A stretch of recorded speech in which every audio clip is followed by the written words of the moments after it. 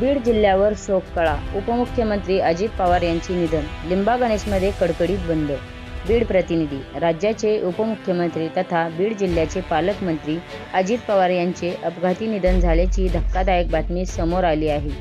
या दुःखद घटनेमुळे संपूर्ण राज्यात शोक व्यक्त केला जात असून बीड जिल्ह्यातील लिंबा गणेश येथील ग्रामस्थांनी आपल्या लाडक्या नेत्याला श्रद्धांजली अर्पण करण्यासाठी गाव कडकडीत बंद ठेवण्याचा निर्णय घेतला आहे.